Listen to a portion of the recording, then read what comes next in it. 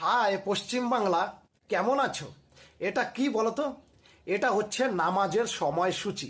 নামাজের সময়সূচি, ওই যে মুসলমানরা নামাজ পড়ে না দিনে 5 বার, ওই নামাজের সময়সূচি লেখে পূজা মণ্ডপে সেটে দেওয়া হয়েছে। পূজা মণ্ডপে সেটে দেওয়া হয়েছে যে এই 5 বার দিনে ভাই অনুষ্ঠান বন্ধ রাখতে হবে, মাইক সেট বন্ধ রাখতে হবে, কেননা মুসলমানরা নামাজ পড়বে।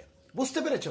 হ্যাঁ, আমি এখন বুঝতে পেরেছি তোমাদের জয় বাংলা সাকসেস, তোমাদের আই লাভ মোহাম্মদ সাকসেস, তোমাদের জয় বাংলাদেশ সাকসেস, জয় পাকিস্তান সাকসেস। কি মা বোনেরা লক্ষ্মীর ভাণ্ডার নেবে না? আরও নাও লক্ষ্মীর ভাণ্ডার, নো প্রবলেম। কি আছে, দিনে 5 বার মাইক সেট বন্ধ রাখবে, দুর্গা মণ্ডপে অনুষ্ঠান বন্ধ রাখবে, কোনো অসুবিধা নেই। কিন্তু মুসলমানদের নামাজ পড়তে দিতে হবে ভাই পশ্চিম বাংলায়, ক্লিয়ার কথা। দিনে 5 বার ভালোভাবে তারা নামাজ পড়বে, আমাদের দুর্গা পুজো তাতে বন্ধ হয়ে যাক, কোনো সমস্যা নেই, কোনো সমস্যা নেই।